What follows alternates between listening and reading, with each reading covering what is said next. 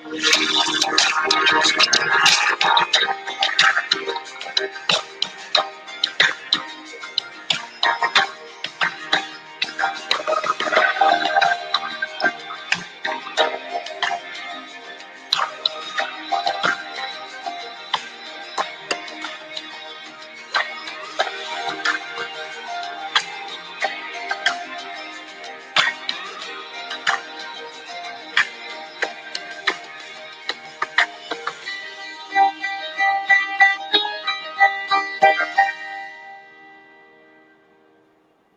everyone, welcome to our show Let's Talk Let's Connected.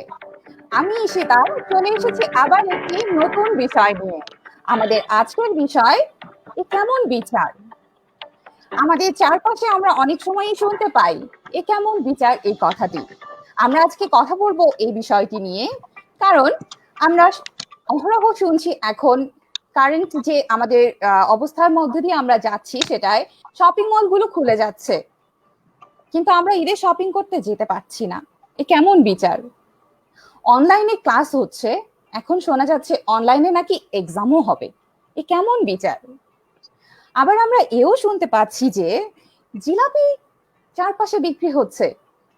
বাঙালি কখনো ইফতারি বাহির থেকে না কিনে বাসায় ইফতারি করছে। এটা কি ভাবা যায়। এ কেমন বিচার। আমরা এটাও শুনতে পাচ্ছি যে আমাদের যে প্রবাসী ভাই ও বোনেরা বিভিন্ন পৃথিবীর চারিদিকে ছড়িয়ে আছেন, তারা হয়তো যেভাবে বাংলাদেশ থেকে বা আমাদের থেকে যে পরিমাণ সাপোর্ট পাওয়া দরকার সেটা সেভাবে পাচ্ছেন না। এ কেমন বিচার। সো এরকম আরো অনেক এ কেমন বিচার নিয়ে আমরা কথা বলবো। শুধু আমরা কথা বলবো না, দর্শকরা আপনারাও আমাদের সাথে কথা বলবেন, কারণ আমরা আরেকটিও শুনতে পাচ্ছি এত কিছু ঘটনা যখন ঘটছে চারপাশে, তাহলে কি বিয়ে শাদীর যে অনুষ্ঠানগুলো আছে সামনে কি আমরা শুনবো বিয়ে শাদীগুলো অনলাইনে হয়ে যাবে। এ কেমন বিচার। So definitely welcome to our show. আমাদের যে দর্শকরা আমাদের সাথে সবসময় থাকেন তারা আমাদের সাথেই থাকবেন অবশ্যই, এবং আপনার যে চিন্তা ভাবনাগুলো এবং আপনার যে কোশ্চেন গুলো সেগুলো আমাদের সাথে শেয়ার করবেন। এবং অলরেডি আপনারা আমাদের স্ক্রিনে দেখতে পাচ্ছেন আমাদের দুজন অতিথি আমাদের সাথে যুক্ত হয়েছেন। সো আমি প্রথমেই বলছি যে সুদূর কানাডা থেকে আমাদের সাথে আছেন রাবেয়া হোগান। রাবেয়া আপুকে আমরা মিষ্টি হ্যালো রাবেয়া আপু মিষ্টি আপু নামেও পরিচিত, এবং আমাদের সাথে পৃথিবীর আরেক প্রান্ত থেকে যোগ হয়েছেন সুদূর নিউজিল্যান্ড থেকে আদিব ভাইয়া। Welcome to our show. Thank you. Welcome. So এবং আমাদের সাথে সবার পরিচিত মুখ আমাদের লাইভ কোচ আহমেদ বাড়ি, উনি আছেন। সো অ্যাজ ইউজুয়াল যেটা আমরা করে থাকি, আমাদের সেশন চলা অবস্থায় আমরা বিভিন্ন কোশ্চেন নেব, আমরা ইন্টারাক্ট করব, এবং সাথে সাথে আমরা কিছু life skill related, emotional intelligence related আমরা কিছু টুলস দিয়ে থাকবো। সো আমাদের সাথেই থাকবেন। এবং দর্শকদেরকে আরেকটি অনুরোধ করব, আপনাদের যদি ভিডিওটি ভালো লেগে থাকে বা এই যে আমরা এতদিন পর্যন্ত যে এপিসোডগুলো করে আসছি যদি মনে হয় যে এগুলো আপনাদের কোনো কাজে লাগছে, অবশ্যই আপনাদের ফ্রেন্ডসদের সাথে আপনাদের ফেসবুকে বিভিন্ন মাধ্যমে আপনাদের নেটওয়ার্কে শেয়ার করুন। সো অনুষ্ঠান শুরুতেই আমি রাবে আপুর কাছে যাব। আপুকে অনুরোধ করব যে আপু, আমি তো জাস্ট আপনার নামটা বলেছি এবং কোথা থেকে, আপনি যদি আপনার পরিচয়টা একটু সংক্ষিপ্ত আকারে এবং আপনি কি ধরনের কাজের সাথে যুক্ত আছেন এটা যদি আমাদের দর্শকদের সাথে শেয়ার করেন। থ্যাংক ইউ ঈশিতা আমাকে ইন্ট্রোডাকশন দেওয়ার জন্য। আসলে আমি নর্থ আমেরিকা এসেছি 17 বছর হয়ে গেল। এর মধ্যে প্রায় এক যুগেরও বেশি সময় আমি ব্রাইডাল ইন্ডাস্ট্রিতে ছিলাম, কারণ আমি সাজগোজ করতে বুঝতেই পারছো পছন্দ করি, তো এটাকেই পেশা হিসেবে বেছে নিয়েছিলাম। তো ব্রাইডাল কনসালটেন্ট হিসেবে 12 বছর কাজ করার পর আমার বাচ্চারা যেহেতু অনেক ছোট ছিল, তো ভাবলাম কেন না আমি আমার হাজবেন্ডকে আমাদের নিজেদের ব্যবসায় সাহায্য করি, এবং এতে আমাদের মানে ব্যবসাকে একটু কাছে থেকে দেখারও সুযোগ হয়। এখন সেটাই করছি। আমাদের একটি স্টিল বারের ব্যবসা আছে কনস্ট্রাকশনের, তো ওটা আচ্ছা। করছি, আবার সাথে আমাদের টরন্টোতে আমাদের বাংলাদেশি অসংখ্য সংগঠন আছে এবং আল্লাহর রহমতে আমি প্রায় তাদের প্রত্যেকের সাথেই কোনো না কোনো ভাবে যুক্ত। এবং বাংলাদেশে থাকতেও আমার সাংস্কৃতিক কর্মকাণ্ড ভালো লাগতো।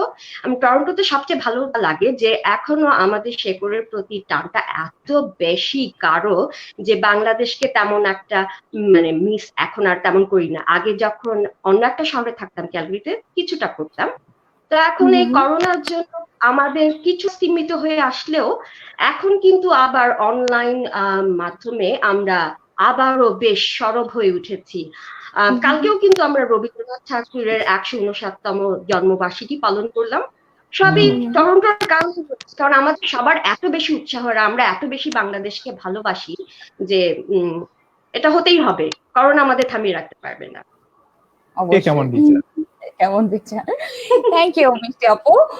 এবার আমি আদিব ভাইয়ের কাছে আসবো। আদিব ভাই, আপনাকে আরেকবার ধন্যবাদ জানাবো, কারণ আমরা জানি যে কানাডা এখন সকাল, নিউজিল্যান্ডে এখন মাঝরাত, আর আমরা বাংলাদেশে এখন রাতে আছি। সো আপনি মাঝরাতে ঘুম থেকে উঠে আমাদের সাথে যুক্ত হয়েছেন, এজন্য অবশ্যই অসংখ্য ধন্যবাদ। সো ভাই, আপনাকেও রিকোয়েস্ট করবো যে আপনার পরিচয়টি যদি একটু সংক্ষিপ্ত আকারে আমাদের দর্শকদের সাথে শেয়ার করেন। আচ্ছা, সকাল হতে চললো আর কি, প্রায় 5টা বাজবে একটু পরে। তবে হ্যাঁ, আমি দীপ, আমি রাবিয়ার completely opposite. Rabia northern hemisphere, আমি সাউদার্ন হেমিস্ফিয়ারে। আর এখান অস্ট্রেলিয়া এবং নিউজিল্যান্ডে আমি এসেছি 1998-এ, প্রায় মনে হয় lifetime ago. Lifetime ago. আর রাবিয়া যেটা বললো যে সামাজিক এবং সাংস্কৃতিক সংগঠনের সাথে সে অনেক পরিচিত। এখানে আমি আপাতত অকল্যান্ডে ওই জিনিসটা তেমন নাই, সেই জন্য আমি বাংলাদেশকে খুবই মিস করি। সেই জন্য আমি চেষ্টা করি বাংলাদেশে যাওয়ার জন্য প্রতি বছর। এবং যেহেতু আমার বাচ্চা, আমার মেয়ে বাংলায় কথা বলে না, সেহেতু আমি প্রায় আমার বাবা মাকে ফোন করি জাস্ট বাংলায় কথা বলার জন্য। আর আমি আছি টেলিকমিউনিকেশনস কোম্পানির সাথে। আমি প্রায় 12 বছর ধরে একটা কোম্পানির সাথে জড়িত। আমরা মোটামুটি টেলিকমিউনিকেশনস ফাইবার বিজনেস গুলোকে এগুলো সাপ্লাই দিয়ে থাকি। এই হচ্ছে আমার পরিচয়। থ্যাংক ইউ সো মাচ ভাইয়া। এবার আমরা চলে আসবো আমাদের লাইভ কোচ বাড়ি ভাইয়ের কাছে। বাড়ি ভাই, আপনাকে যেটা রিকোয়েস্ট করব, ডেফিনেটলি আপনার পরিচয় নতুন করে আমরা জানতে চাবো না, আপনাকে বলবো যে আমরা তো নাও জানতে পারি, তুমি একটু আচ্ছা বাড়ি ভাই, তাহলে আমাদের অতিথিদের জন্য আপনি যদি ছোট্ট করে সীমিত আকারে আপনার পরিচয়টা দেন, এবং তারপরে আজকের এই কেমন বিচার নিয়ে যদি দুটি কথা বলেন। আচ্ছা, thank you so much Ishita. এবং প্রথমত হচ্ছে কি, আমার গেস্টদেরকে আমি অনেক অনেক অনেক অনেক অনেক অনেক ধন্যবাদ জানাচ্ছি। এবং আমার সাথে আছে বান্টি, আমাদের বান্টি আজকে এই মুহূর্তে আমার সাথে আছে। হ্যাঁ, বান্টি শো দেখছে। হ্যাঁ, সে খুব সুইট। ওকে, সো যেটা হবে যে আমি গেস্টদেরকে ওয়েলকাম করছি, এট দ্য সেম টাইম আমি যারা দেখছেন তাদেরকে ওয়েলকাম করছি। তারা সবসময় আমাদের নিয়মিত দর্শক। এবং যেটা হচ্ছে যে আমরা মূলত যেটা হচ্ছে যে আমরা কন্টেম্পোরারি ইস্যুগুলোকে নিয়ে আমরা কথা বলার চেষ্টা করছি, এবং তার মধ্য থেকে আমরা যে ইমোশনাল গিফট যেগুলো আছে সেগুলোকে আমরা কিভাবে আমরা হেল্প করতে পারি সেই ব্যাপারে আমাদের এই শোটা সাধারণত আমাদের এই শো থেকে আমরা টিপস দিয়ে থাকি। সো ঈশিতা, আমার মনে হয় যে আমার চাইতে আজকে আগে আমরা ডিসিশন নিচ্ছি যে আমি চেষ্টা করবো সীমিত আকারে কথা বলতে। এবং আমার পরিচয়, আমরা যেহেতু আরো অনেকগুলো শো করবো, আমার পরিচয় সবাই শুনবে। আমার খুব বন্ধু মানুষ দুজনই এখানে আছে, খুব ভালো লাগছে তাদের দুইজনকে আজকে অনলাইনে পেয়ে। আমার মনে হয় যে আজকের আয়োজনটা আমরা খুব জমাবো, তাই না? অবশ্যই চেষ্টা করবো, জমাতে আমরা ফাটিয়ে ফেলবো। হ্যাঁ, জমাতে পারবে, কারণ ওই দুটো দেশে এখন ঠান্ডা চলছে, তাই না? নিউজিল্যান্ডে এখন রীতিমতো বাইরে ঝড় হচ্ছে এবং ঝড় হচ্ছে, কানাডায় ঝড় হচ্ছে। সেটাই, হোপফুলি আমরা ডিসকানেক্টেড হব না। ওকে, হ্যাঁ, সো আপু মিষ্টি আপু, আপনি ওখান থেকে কিছু আমাদেরকে বাংলাদেশে পাঠিয়ে দিন এক্সপোর্ট করার জন্য। হ্যাঁ, সেটাই। আর না, এটা তুমি চাও না, এটা তুমি চাও না। আচ্ছা, আমাদের অডিয়েন্সে অনেকে আছে, তাদেরকে আমরা ওয়েলকাম করি। অডিয়েন্সে ডেফিনেটলি আমি একটু অ্যাকনলেজ করে নিতে চাচ্ছি, আমাদের সাথে আছে তোহা, আমাদের সাথে আছে শাহিনা শিরিন, মোহাম্মদ মনোয়ার, মাইশা, শেখ রাজিন, দেন আমাদের সাথে নীরব আলী, যিনি সুদূর মালয়েশিয়া থেকে আমাদের সাথে আচ্ছা, রেগুলার। নীরবকে একদিন আমরা প্রোগ্রামে আনবো, আমাদের সাথে লাইভ করাবো। অবশ্যই অবশ্যই। এরপরে আমাদের সাথে আছে জিনাত রেহেনা আপু, দেন মাহমুদ হাসান, এবং আরো অনেকেই জয়েন করছেন। So hello everyone again.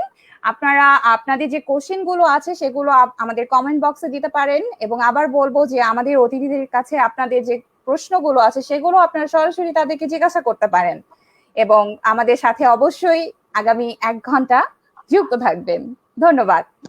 তো আমি আবার কষ্ট করে হলো না, ওনারা আমাদেরকে ভালোবাসে দেখেই কষ্ট করে প্রতিদিন চলে আসে।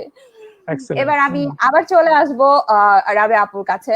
যে রাবেয়া আপু, জানতে চাচ্ছিলাম একটু যে আপনাদের ওখানে, যে আমরা সবাই জানি যে চারিদিকে এখন যেহেতু কোভিড-19 সব দুনিয়ার সব দিকেই একই অবস্থা চলছে মোটামুটি, তো আপনাদের ওখানে কানাডায় কি অবস্থা এখন, এটা যদি একটু জাস্ট আমাদের সাথে শেয়ার করতেন। যদিও আমরা নেগেটিভ নিউজ সাধারণত খুব কমই করি, কিন্তু আমরা যেহেতু সবাইকে কানেক্ট করেছি একটা প্ল্যাটফর্মে, সো আমরা চাচ্ছি যে সবাই একটু সবার ব্যাপারে যদি জানতে পারে। রাইট, ধন্যবাদ ঈশিতা। আসলে কানাডা এই কোভিড-19 সিচুয়েশনটা একটু বেশি শক্তভাবেই আসলে হ্যান্ডেল করছে, কারণ আমাদের যে প্রধানমন্ত্রী জাস্টিন ট্রুডো সাহেব, উনি বিশ্বাস করেন যে prevention is better then cure. তো আমাদের লকডাউনটা ইটালির পরিস্থিতি একটু খারাপ হবার আগেই এসে গেল, কারণ এর মধ্যে ট্রুডো সাহেবের পরিবার নিজেও এ ব্যাপারে এফেক্টেড ছিলেন। মিসেস সোফি ট্রুডো, উনি যুক্তরাজ্য সফর শেষে এসে উনি নিজে অসুস্থ হয়ে পড়েন। তো যে কারণে পুরো কানাডায় শোকের এক ধরনের, মানে মানুষ খুব মানে হতাশ হয়ে পড়ে যে এরকম কেমন হলো। তারপর যেটা হলো যে হঠাৎ করে এত দ্রুত পরিস্থিতি পাল্টে যেতে লাগলো। প্রাণবন্ত টরন্টো শহর এখন যদি বাইরে যাওয়া হয় মনে হবে যে একটা খুবই ভৌতিক একটা দৃশ্য। সবাই মুখে মাস্ক পরে ঘুরছে, আবার অনেক সময় মাস্ক গুলো ঠিক কাপড়েরও না, প্লাস্টিক, ওই যে হেলমেটের সামনে শিল্ডের মতো থাকে না। তারপর দোকানে, সাধারণ মুদির দোকানে আপনি যাবেন, সেখানেও কিন্তু গ্লাসের শিল্ড থাকে। সো আপনি সরাসরি আপনি দোকানের যে নাকি থাকে ক্যাশিয়ারের আপনার সংস্পর্শে আসছেন না। তারপর আপনি ব্যাংকে যদি যেতে চান, রাস্তাতেই আপনার দাঁড়িয়ে থাকতে হবে, মনে করেন আধা ঘন্টা সময় তো হাতে নিয়ে যেতেই হবে, এবং 6 ফিট দূরে দূরে রাস্তায় মার্ক করা আছে। এখন ভেতরেও যদি যান তারপরও আরো আধা ঘন্টার ব্যাপার। গ্রোসারি, সব জায়গায় কেমন একটা স্থবিরতা চলে এসছে। কিন্তু সুখের বিষয় হচ্ছে আমরা তো হুজুগে বাঙালি, আমাদের কিন্তু বাঙালি কমিউনিটিকে থামিয়ে রাখা যায় না।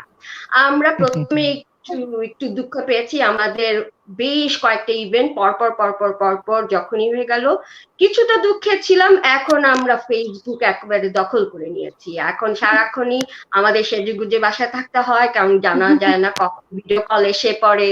তারপর অনুষ্ঠান, ফ্রন্টলাইন। আমাদের এখানে একটা সংগঠন আছে এসসিবি বাংলা, আমরা বাংলাদেশি কেনেডিয়ান বাংলাদেশি, ওরাই প্রথম শুরু করে। যে কারণ আমরা তো কনসার্টে যেতে খুব অভ্যস্ত বাঙালি কমিউনিটি, উইকেন্ড হলেই, কেননা আমরা ঘরের মধ্যেই কনসার্ট শুরু করি, সবাই লাইভে আসবে, এই যে তোমাদের অনুষ্ঠানটার মতো। তো তারপর ওখানে হয়ে গেল হুজুগ, এই ড্যানি সাহেবের হুজুগে এখন সবারই এখন ঘরে ঘরে কনসার্ট। এখন কোনটা ছেড়ে কোনটায় যাবো, আবার আগের অবস্থায় ভার্চুয়ালি, মানে আমরা আর কি একভাবে না পারলে আরেকভাবে। আর আমাদের যে প্রিমিয়ার সাহেব আছেন, ফোর্ট সাহেব, উনি বলেছেন যে জরুরি সবকিছু খোলা রাখতে হবে। তো এখানে কিন্তু বাংলাদেশের সাথে ওনার কিছুটা মিল আছে। এখন ওনার মত জরুরি কি, দেখা যাচ্ছে সবই জরুরি। এলসিডিও অ্যালকোহলের দোকানটা তো আরো বেশি জরুরি, কারণ উনি বাক ফর বিয়ার এই নিয়ে এসেছেন। তো বাংলাদেশের সাথে যে সব পৃথিবীর সবার যে তেমন বিশাল পার্থক্য আসলে কিন্তু না, সব জায়গায় এক, টাকা পয়সার ব্যাপার। Thank you. অ্যাটলিস্ট ঘরে বসে যে আপনারা মানে নিজেদেরকে পজিটিভ রাখতে পারছেন এবং বিভিন্ন ধরনের প্রোগ্রাম করতে পারছেন। আমাদের দাবায় রাখতে পারবে না, আমরা বাঙালি, কেউ পারবে না। Definitely, that's really great. So এর মাঝে আরো অডিয়েন্স আমাদের মধ্যে চলে আসছেন, আমি দেখতে পাচ্ছি কমেন্ট বক্সে। সো আমি আসবো তাদের কাছে, তার আগে আবার ফিরে আসছি আদি ভাইয়ের কাছে। ভাইয়া, আপনার কাছ থেকে শুনতে চাচ্ছিলাম একটু নিউজিল্যান্ডের বর্তমান পরিস্থিতি, যে ডেফিনেটলি সব নিউজেই আসছে যে নিউজিল্যান্ড গভর্নমেন্ট অনেক সুন্দরভাবে জিনিসটাকে ট্যাকেল করছে, যেটা এখন ওনারা লেভেল 4 থেকে লেভেল 3 তে নেমে এসেছে। সো একটু যদি ভাইয়া ওখানকার পরিস্থিতিটা আমাদের সাথে একটু শেয়ার করেন। এখানকার প্রাইম মিনিস্টার বলছেন যে করোনা ভাইরাস এলিমিনেটেড বেসিক্যালি, এবং এটা বলার কারণ হচ্ছে সামাজিক সংক্রমণ নাই এখানে গত 1 সপ্তাহের বেশি, এবং প্রথম থেকেই মানে গাইডলাইনটা খুব স্ট্রিক্ট ছিল এখানে, এবং প্রাইম মিনিস্টার যেটা কমিউনিকেট করেছে লোকের সাথে এবং স্ট্রেট এবং ক্লিয়ার, মানুষ এটা বুঝতে পেরেছে। যেমন আমাদের যখন লেভেল 4 আসেনি তখনই সে ডিক্লেয়ার করেছে যে সামাজিক সংক্রমণ যখন 3 জন হবে তখন এটা লেভেল 4 চলে আসবে। আবার মানে প্রতিটা স্টেজের একটা করে ফিগার আছে এবং প্রতিটা মানে খুবই ক্লিয়ার এবং প্রিসাইজ। তো ওই হিসাবে আমরা লেভেল 4 এ চলে গিয়েছিলাম এবং প্রায় 5 সপ্তাহ লেভেল 4 এ ছিলাম। এখন লেভেল 3 এর মধ্যে আছি। গত 7 দিনে আমাদের প্রায় মেবি 7 জনের বেশি ধরা পড়েনি, এবং ওগুলো কমিউনিটি সংক্রমণ না। তো আর প্রতিদিন 1-2 জন করে থাকে, কিন্তু তারা নরমালি হেলথ ওয়ার্কার, ওরা জানে যে ওটা কোথা থেকে এসেছে। তো ট্রেসিং এর ব্যবস্থাটা এখানে খুবই ভালো, এবং এখানে বিশ্বাস করা হয় যে as long as you can trace you can eliminate anything. তো ওই জিনিসটা করার ফলে এখন 2 নেমে আসছে। নেক্সট উইকে স্কুল সব খুলে যাবে, শপিং মল গুলো খুলে যাবে, রেস্টুরেন্ট খুলে যাবে, এবং অফিস আদালত সব খুলবে, কিন্তু জীবন আগের মতো হবে না এখানে। মানে এটা হতে অনেক সময় লাগবে, বা কখনো হয়তো হবেও না। লাইক অফিস আদালত রেস্টুরেন্ট গুলায় বলা হচ্ছে যে ওদের ফার্স্টে খোলার আগে একটা প্ল্যান করতে হবে, প্ল্যান করে গভর্নমেন্টকে সাবমিট করতে হবে। ওকে, সো দ্যাট টেবিল গুলা একটু দূরে দূরে রাখা হচ্ছে, চেয়ার টেবিলের সবকিছুর আয়োজন ডিফারেন্ট ভাবে করতে হবে, এবং গভর্নমেন্টের কোনো অফিসার এসে ওটা আগে পর্যবেক্ষণ করবে, তারপরে রিপোর্ট দিবে, only then they can open it up. আর অফিস আদালতেরও তাই অবস্থা এখন। যেটা আমি লক্ষ্য করেছি আমাদের অফিসে, যে মানুষ ঘরে কাজ করতে করতে অভ্যস্ত হয়ে গেছে। আমরা হচ্ছে অভ্যাসের দাস বেসিক্যালি, তাই না? এখন অফিসে আসতে হবে নেক্সট উইকে, এই জন্য ভয় আছে মানুষ। হ্যাঁ, ওই জিনিসটা এটা শেষ হয়ে গেল হঠাৎ করে, এতদিন খুব ভালোই ছিলাম, বাসায় বসে কাজ, এক্স্যাক্টলি বাসায় বসে কাজ করি, রান্না বান্না করলাম, একটু বাগানে গেলাম, এই জিনিসগুলো এখন ট্রাফিক জ্যামের মধ্যে বসে থাকতে হবে সকালবেলা। অকল্যান্ডে প্রচুর ট্রাফিক। অকল্যান্ডে জ্যাম এখন তো মাঝে মধ্যে আমার মনে হয় যে বাংলাদেশে চলে আসছি। আর শুরুতে যেই লকডাউনটা খুবই স্কেরি ছিল, যে আমার তো মনে হচ্ছে কোনো জম্বি মুভি দেখছি বেসিক্যালি, যে একেবারে শুনশান নীরবতা, কেউ নাই। মুখে মাস্ক পরার জিনিসটা এখানে আমি দেখতাম যে শুধু চাইনিজরা পরতো, নর্মাল লোক মাস্ক পরার প্রচলন ছিল না। আমি একদিন গেছি যে একটা চাইনিজ দোকানে, আমি নর্মালি যাই যে রাইস ভিনেগার এই সেই কিনতে, আমি ওখানে গিয়েছি, আমাকে ঢুকতে দেয়নি, বলে যে তোমার তো মাস্ক নাই, মাস্ক ছাড়া ঢুকতে দেওয়া যাবে না। বলি চাইনিজ তুই পাগল হয়ে গেছিস? এটা কি ধরনের কথা? কেউই মাস্ক পরে নাই, কিন্তু এটা ওদের মধ্যে, ওদের যে সচেতনতা ওটা হচ্ছে different, they interpret things differently, right? So সেটাই। এখন আমি এসে দেখলাম যে ওই চাইনিজ দোকানের ওয়েবসাইটে, ফেসবুক ওয়েবসাইটে এসে দেখলাম যে সবাই কমপ্লেইন করছে। সেখানে একজন ট্রেড এন্ড কমার্স গভর্নমেন্টের একজন ইয়ে করছে, ওটা ওদের দোকান, ওটা ওরা ইয়ে করবে, যেভাবে নিয়ন্ত্রণ করবে সেটা তাদের ব্যাপার, এখানে আমাদের কিছু করার নাই। ওকে, সেটা আমার মনে হয় যে আরো অনেকে আছে এবং অনেক কোশ্চেনও চলে আসছে। তুমি যদি কোশ্চেনও আসা শুরু হয়ে গেছে, বাট যেটা আদিব ভাইয়ের কথা সূত্র ধরেই যদি বলি, যে ভাইয়ের যেটা শেয়ার করলেন, ডেফিনেটলি যে দর্শকরা সবসময় আমাদেরকেও এই প্রশ্নটা করে যে as a New Zealand based company, was the New Zealand, so মানে ওখানে জিনিসগুলো কি রকম বা কি হচ্ছে। সো আজকে আমরা একজন ওখান থেকেই প্রবাসীর মুখে, ডেফিনেটলি আমরা ওখানে থাকি, বাট এখন যেহেতু ওনারা পছন্দ করে যে ওখান থেকে লাইভ হয়ে যাচ্ছে সাথে সাথে কেউ, সো যেমন একটা কথা বললেন যে ডেফিনেটলি আমরাও যেটা সবসময় শেয়ার করি যে নিউজিল্যান্ডে প্রচলন আছে হোম বেস অফিসের, এবং আরেকটা সুন্দর জিনিস শেয়ার করলেন যে অফিস আদালতগুলোতে এখন কিভাবে চেঞ্জটা আসবে, যে তাদের বসা সিস্টেম থেকে শুরু করে সবকিছু। সো এই জিনিসগুলো আমরা আমাদের এখানেও অবশ্যই অ্যাপ্লাই করতে পারি, যেটা কিনা ডেফিনেটলি পোস্ট কোভিড-19 এ কাজে লাগবে। সো এবার সেটাই। বাই ভাই আপনার কাছে আসবো, বাট আমি আপনার কাছে কোশ্চেন নিয়ে আসবো সাথে। প্লিজ। আমি দেখতে পাচ্ছি যে অলরেডি কোশ্চেন চলে এসেছে।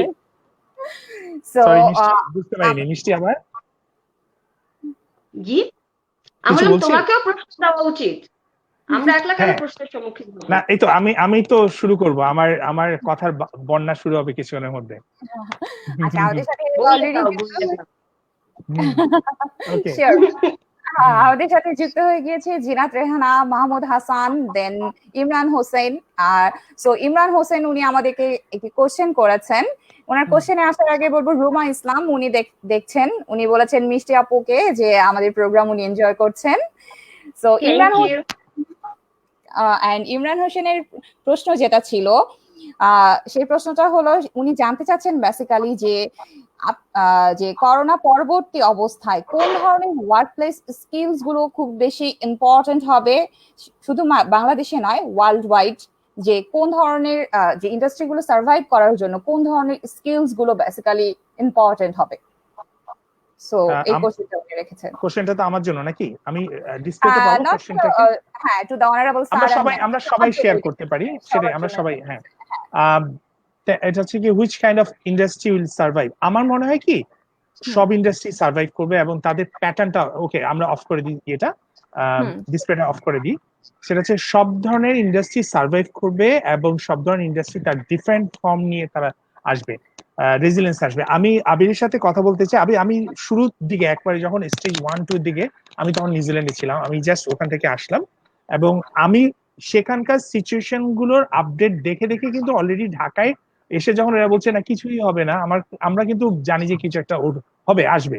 এবং তবে এটাও ঠিক যে আমার অ্যাজ এ বাঙালি জেনেটিক্স এর কারণে আমারও মনে হচ্ছে না কিছুই হবে না। বাট আমরা যেটা করলাম যে আমরা অফিসে ইমিডিয়েটলি বসে একটা মিটিং করে আমরা আমাদের স্ট্র্যাটেজি গুলো ঠিক করলাম এবং আমরা তারপর সেখান থেকে আমরা অ্যাকশনে গেলাম।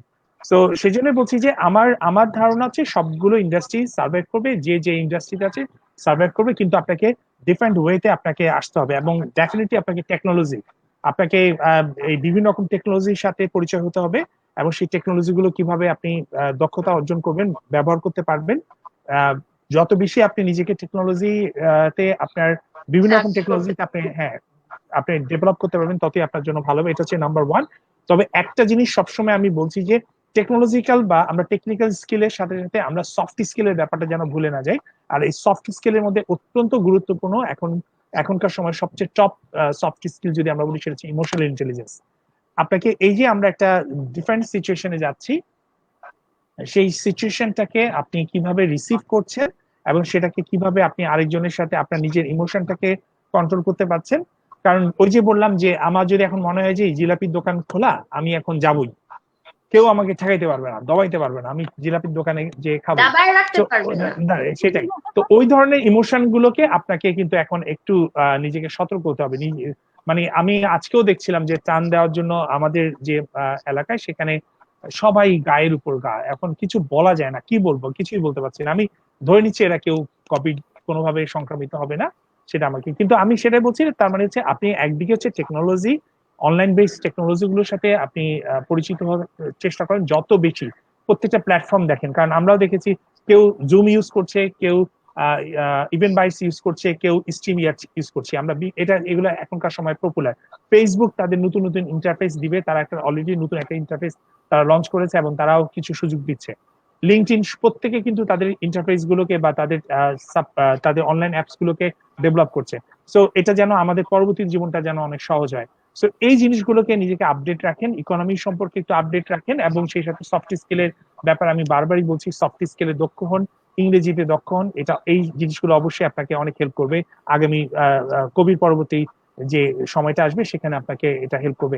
এবং আরেকটা জিনিস হচ্ছে বাসায় বসে এক নাগারে কাজ করার মানসিকতা। অনেক সময় যেটা হচ্ছে আমরা বাসায় আছি, বাসায় অফিস থেকে বের হয়ে একটু বাসার মানে হোম অফিস থেকে যে একটু আবার কাজ করছি, অন্যদিকে আবার একটু ঘুমাচ্ছি, কিন্তু আমি বলছি আমি তো হোম অফিস করছি না। নিজেকে কমিটমেন্ট করতে হবে যে আমি যদি হোম অফিস করি, আমি সেই জায়গায় হোম অফিস আমি কমিটমেন্টের সাথে করব। Thank you. অন্য কেউ যদি সাপ্লিমেন্ট করতে যায় 30 সেকেন্ড, কারণ আরো যদি কোশ্চেন আমরা নিতে পারি। আমার মনে হয় Sure. আদিব বলুক, তারপর আমি বলি। আদিব অনেক জ্ঞানী মানুষ, এটা কিন্তু কেউ জানে না। আচ্ছা, আমরা আবিদ ভাইকেই প্রথমে উত্তর দিচ্ছি। না, absolutely, like the world will never be the same again. I mean, Same ওটা again. আমাদেরকে মেনে নিতে হবে, ওটা মাথায় রেখে আমাদের সবকিছু কাজ করতে হবে। এখন কি আমরা যে মেকানিকের কাছে যাই গাড়ি ঠিক ইয়ে করতে, এখন তাদের পলিসিও চেঞ্জ হয়ে গেছে, এবং রাইট, উবার ইটস, তারপরে জোম্যাটো, আমার মনে হয় এদের বিজনেসটা আরেকটু বাড়বে ভবিষ্যতে, কারণ টেক অ্যাওয়ে এই অ্যাপগুলা একটু বাড়বে। আর ম্যাকডোনাল্ডস, কেএফসি এগুলার হোম ডেলিভারি বাড়বে। মোটামুটি অনলাইনের দিকে আমরা আরেকটু বেশি ঝুঁকে গেলাম আর কি, সেটা আমার মনে হয়। সেটাই। আর আমি যেটা আদিবকে শেষ করতে দিই, আমিও শেষ। মিষ্টি আপু, আমি যেটা মনে করি যে মানে একটু ফিলোসফিক ভাবে করি, যে নদী যখন সমুদ্রে মেশে তার আগে নদী নিশ্চয়ই একটু ভয় পায় যে আমি কিভাবে শুরু করলাম, যাওয়ার পথে আবার এখানে বিলীন হয়ে যাব। কিন্তু জিনিসটা হচ্ছে যে যখন নাকি নদী সমুদ্রে যাবে, নদীর আগের জীবন কিন্তু নদী ফিরে পাবে না, তখন সে সমুদ্র হবে। আমাদের এই যে প্রতিকূল সময়টা, আমরা এর মধ্যে যে অভ্যাসগুলো রপ্ত করব, যে গুণাবলীগুলো অর্জন করব, এবং এগুলো আমার মনে হয় ভবিষ্যতে আরো বহু গুণে শক্তিশালী করবে জীবনকে মোকাবেলা করার জন্য। কারণ এখন কিন্তু আমি জানি না, আমরা কিন্তু অনেকেই দেখছি যে আমরা কি কখনো ভেবেছি আমরা ঘরে বসে জিলাপি বানাবো? জিলাপির কথা বললাম কারণ একটু আগে বাড়ি বল, এখন তো ঘরে মানুষ জিলাপিও বানাচ্ছে, তাই না? সবকিছুই ঘরে হচ্ছে, কিন্তু আমাদের ভেতরে যে এইসব কোয়ালিটি গুলি ছিল আমরা তো জানি না। আর ইন্টারনেটের ব্যবহার আরো বেশি বাড়বে, এবং যে যত এই প্রযুক্তিটিকে ধারণ করতে পারবে সে তত আমার মনে হয় এগিয়ে নিয়ে যাবে। আর ব্যবসা সবকিছুই থাকবে, ধরনটা বদলে যাবে। ওই যে একটা চিত্র আছে না, শক্তির কোনো ক্ষয় নাই, সৃষ্টি করা যায় না, বিনাশ করা যায় না, খালি এক রূপ থেকে আরেক রূপে পরিণত হয়, ওই জিনিসটাই হবে আমার মনে হয়। আমি এত কিছু জানি না, ক্ষুদ্র জ্ঞানে যা বলে। হোয়াট অ্যাবাউট আমার যেটা কোশ্চেন হচ্ছে, what about your own business? এখন সেই বিজনেসের ক্ষেত্রে কি ধরনের চ্যালেঞ্জ? আমাদের যেটা হচ্ছে, আমাদের কনস্ট্রাকশন কিন্তু চলছে, কারণ এখানে অন্টারিও গভর্নমেন্ট যাদের স্ট্রাকচার আগেই হয়ে গিয়েছিল সেগুলো আমাদের কিন্তু বন্ধ হয়নি, ওটা চলছে। আর আমি তো পেরোল এগুলো দেখাশোনা করি, আমার তেমনিও বাইরে যেতে হয় না, আর অফিসে বসে যা করতাম ঘর বসেই তাই করি। সুবিধা হচ্ছে যে বাসার কাজও করতে পারি, আর নিজের ব্যবসা যেহেতু কাউকে তেমন একটা কি বলবো রিপোর্ট করতে হয় না, আমার নিজের রিপোর্ট নিজের কাছেই হয়। কিন্তু আমার বর প্রতিদিনই সে বেচারি বাইরে যাচ্ছে, ট্রাকে বসে আছে, মানে ওয়ার্কারদেরই দেখাশোনা করার জন্য। বাসার ভেতর যখন ঢুকছে, এর আগেই মানে আমাদের, আমি দেখাতে পারবো কিনা জানি না, দরজার পাশেই আমাদের একটা হ্যান্ড স্যানিটাইজার থাকে, তো ওটা দিয়ে লবি করে তারপর ঘরে ঢুকে, এবং আধা রাস্তাও না বেরোতেই সম্পূর্ণ পোশাক পাল্টে তারপর ঘরের ভিতর তাকে ঢুকতে দেওয়া হয়। কারণ কিন্তু ওদের কাজটা যেরকম, ওয়ার্কার গুলো পাশাপাশি কাজ করে না, এমনিতেই বেশ দূরে দূরে কাজ করতে হয় ওদের। তো মানে এখানে আসলে তেমন একটা সংক্রমণের বালাই থাকার কথা না। আর পাবলিক ট্রান্সপোর্টেশন সাধারণত কনস্ট্রাকশন ওয়ার্কাররা ব্যবহার করে না, তো ওটা কিন্তু আরেকটা বড় মাধ্যম। পাবলিক ট্রান্সপোর্ট যদি আপনি ব্যবহার করেন, ট্রান্সপোর্টেশন, তো তখন নানা রকমের লোকজন থাকে। তো এখন তো আমি যেটা বলবো যে আমাদের কিন্তু তেমন কোনো সমস্যা হয়নি, কিন্তু আমরা তো আর সব না, আমাদের বাইরেও তো কেনেডিয়ান আছেন। আর এই এপ্রিলে কিন্তু 2 মিলিয়ন জব কিন্তু Canada wide they lost jobs. তো যদিও আমাদের গভর্নমেন্ট এমার্জেন্সি ফান্ড দিচ্ছে, আপনি অ্যাপ্লাই করার সাথে সাথেই পরিবার বিশেষে $2,000 পাচ্ছেন, কিন্তু এটা সবাই পাচ্ছেন, এবং এই ডলার আপনি মর্গেজ দিতে হচ্ছে না 6 মাস। কিন্তু মানুষ ভাবছে না 6 মাস পরে কিন্তু আপনার মর্গেজটা ঠিকই দিতে হবে, তাই না? এবং আপনার মর্গেজের মেয়াদ 30 বছর 6 মাস বাড়লো, এটা তো একটা কোন রকমের জোড়া তালি দিয়ে চলছে, কিন্তু এটা তো আসবেই। আর কোনো দেশই আনলিমিটেড ফান্ড নিয়ে বসে নেই। তো আমাদের ভাবতে হবে যে পরিস্থিতি। তবে কানাডায় কিন্তু এখন 4,835 জন করোনা কালকে পর্যন্ত রিপোর্ট অনুযায়ী আরোগ্য লাভ করেছে। নতুন রিপোর্ট 183 জন গত 3 সপ্তাহে। তো আমরা মোটামুটি বলতে পারবো যে আমরা এটা প্রতিরোধ করতে সক্ষম হয়েছি, কিন্তু সবাই ভয় পাচ্ছে সেকেন্ড ব্লোটা নিয়ে। যখন নাকি সমস্ত মল খুলে দেওয়া হবে, অফিস খুলে দেওয়া হবে, স্কুল খুলে দেওয়া হবে। মন্ট্রিয়ালে অ্যাকচুয়ালি জুনে স্কুল খুলে দেওয়া হবে। তো এটা নিয়েও কিছু বিতর্ক চলছে। আমার বাচ্চারা কম্পিউটার থেকে তারা স্কুল করছে, কিন্তু মন্ট্রিয়ালে, অ্যালবার্টা, কারণ অ্যালবার্টার অর্থনীতির অবস্থা এখন আমাদের যে প্রদেশ অ্যালবার্টার খুবই খারাপ।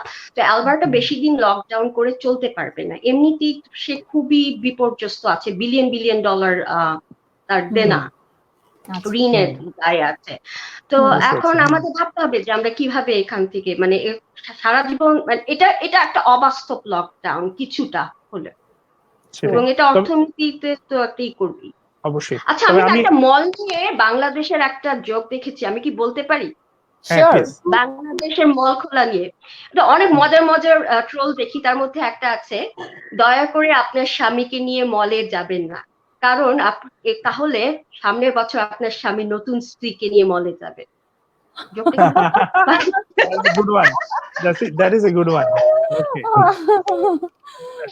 হ্যাঁ, সেটাই। So thank you. আমি যেটা বলবো সবাইকে পার্সোনালি, যেটা হচ্ছে যে আমি গাড়ি আমার একই জিনিস, যে এই যে এখন আমাদের গাড়ি ঢোকার আগে আমি আমার গাড়িটাকে, আমাকে যেহেতু একটু গ্রোসারি করার জন্য যেতে হয়, কাছেই যাই আমি আমার গ্রোসারির জন্য, কিন্তু আমার গ্লাভস নিয়ে আমি ডাবল লেয়ার জামা কাপড় পরি। এক লেয়ারের জামাটা হচ্ছে আমি নিচে ঢোকার পরেই আমি সেটাকে, যেটা আমি বাইরে এক্সপোজ হয় যেটা, সেটাকে আমি খুলে ফেলি, খুলে সেটাকে সেপারেট করে নিয়ে যাই। এবং আমার নিচের গ্যারেজের জায়গাটা আমরা প্রত্যেকটা শপিং জিনিস যা করি সেগুলোকে আগে পানি দিয়ে, সাবান পানি দিয়ে ভালো করে পরিষ্কার করার জন্য আমরা সেখানে সিস্টেম করেছি। সো আমাদের জীবনযাত্রা, জীবনের সবকিছুতেই কিছু না কিছু আমাদের পরিবর্তন আসবে।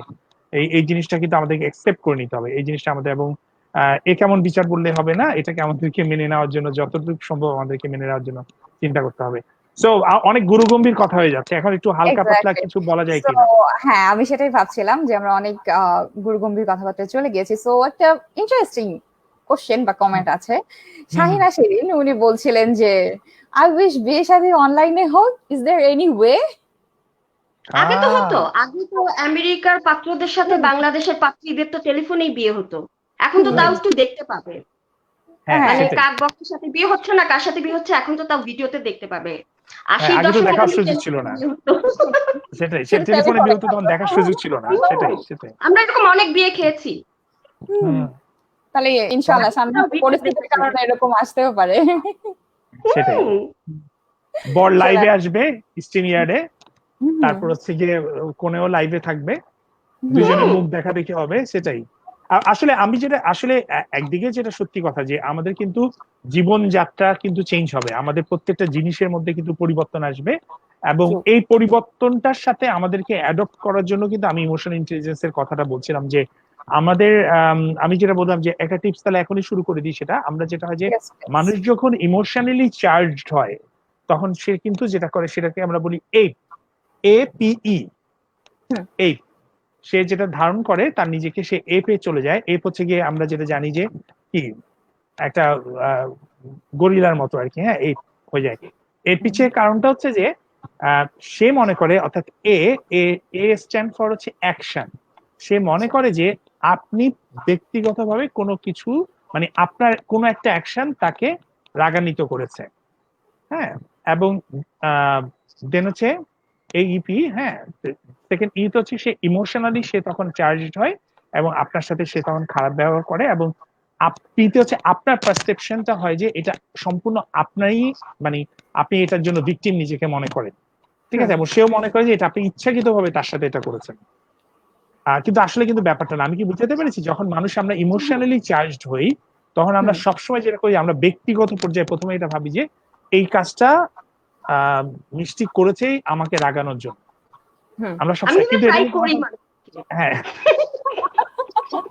হ্যাঁ, তো আচ্ছা যদি হয়ে থাকে সেটা কোনো সমস্যা নাই, কিন্তু আমাদের লার্নিংটা যেটা থাকবে যে যখন মানুষ ইমোশনালি চার্জড হয় তখন তারা কিন্তু মানুষ কিন্তু সেরকম মানুষ থাকে না। আপনারা যদি একটা স্নিকারের অ্যাডভার্টাইজটা দেখেন যে when you are hungry you are not like you, you Yes. Change yourself, এটা যে জিনিসটা বলেছে সেটা হচ্ছে যে মানুষ যখন রেগে যায় কোনো কারণে তখন কিন্তু মানুষ তার নিজের স্টেটটা ধরে রাখতে পারে না, সে জানে না যে সে কি বলছে।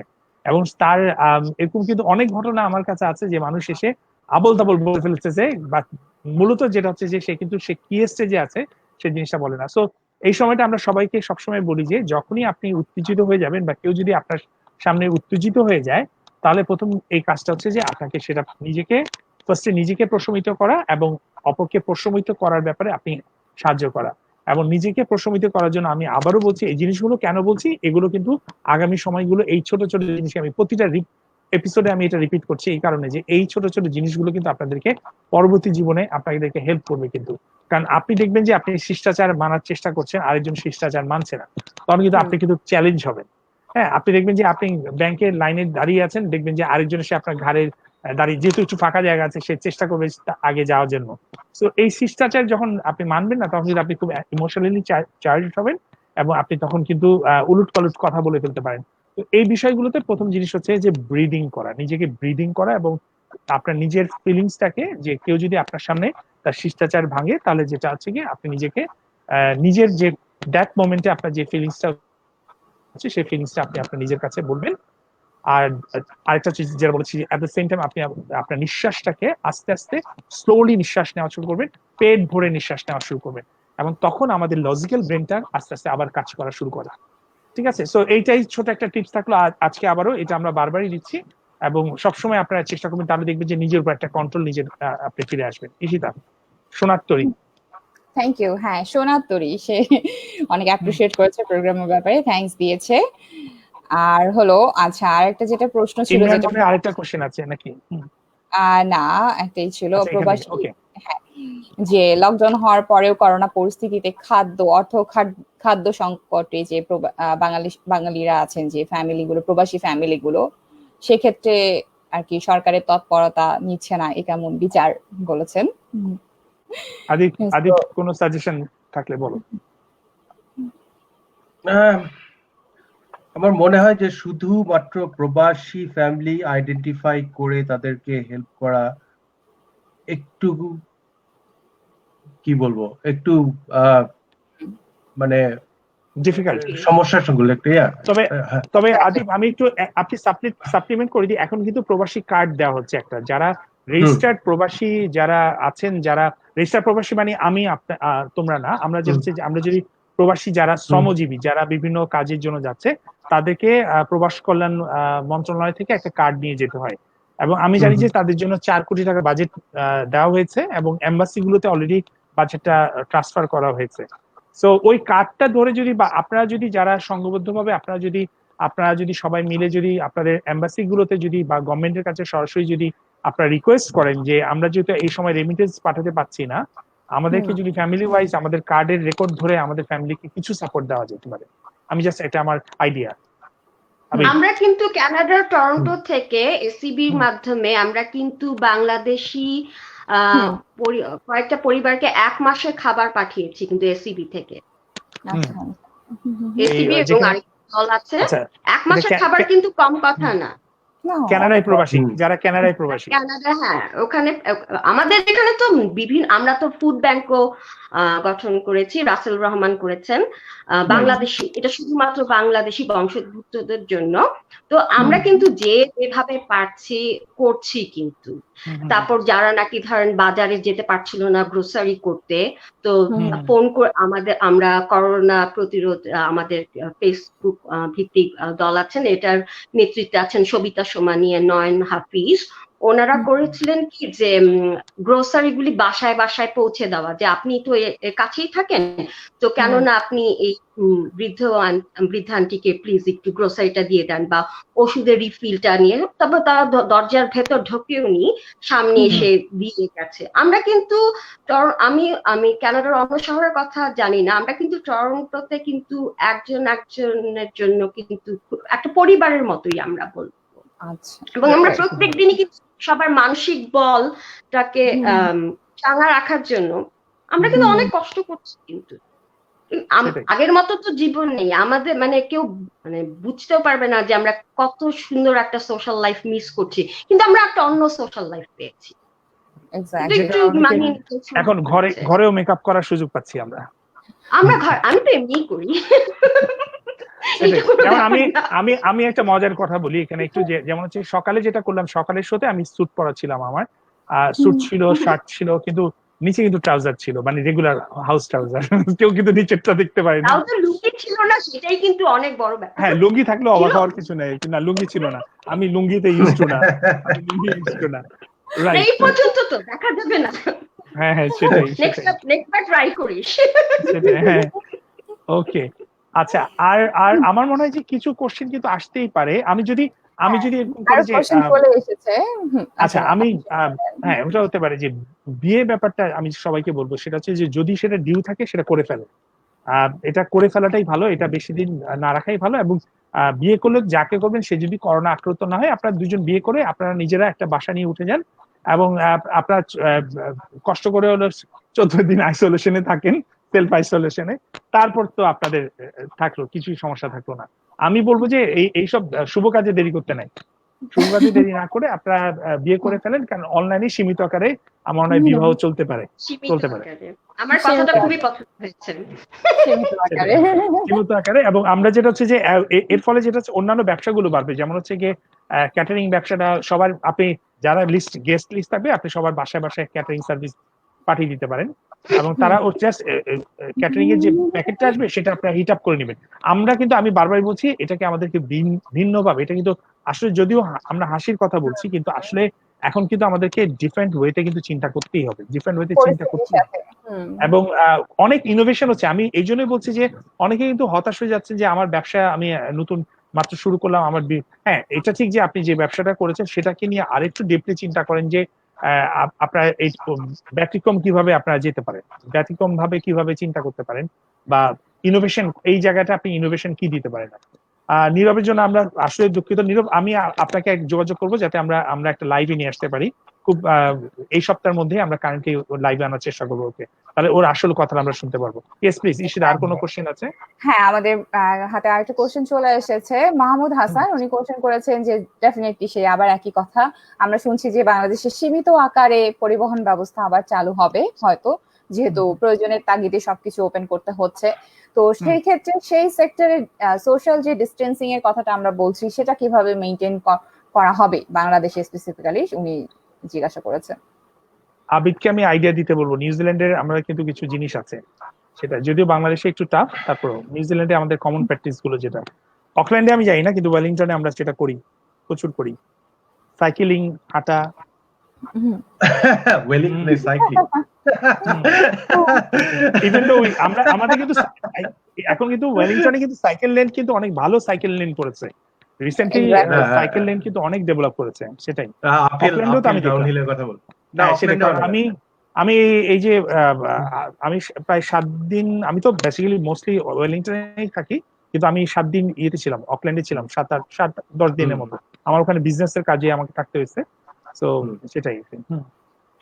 ওয়েলিংটনে তো সাইকেল সব বাতাসে উড়ে যেতে হবে। হ্যাঁ হ্যাঁ, না বাতাস উড়ে। এখন যেটা হচ্ছে যে ওই যে যেটা হচ্ছে এনার্জি এফিশিয়েন্ট যে ইলেকট্রনিক সাইকেল যেগুলো এসছে সেগুলো আর কি। তো আমরা এটাই বলছি যে প্রথমত হচ্ছে যে যদি যেটা আপনি দেখবেন যে আমাদের যে টিপিক্যাল সময়, আমি যদি একটা উদাহরণ দিই, সেটা হচ্ছে যে আমি মাঝে মাঝে যখন ট্রাফিক থাকে, আমি এর আগেও যখন বাংলাদেশে ছিলাম ট্রাফিক ছিল, তখন আমি দেখলাম যে একটা সার্টেন ডিস্টেন্সে আপনি হেঁটে কত সময়ের মধ্যে যেতে পারেন।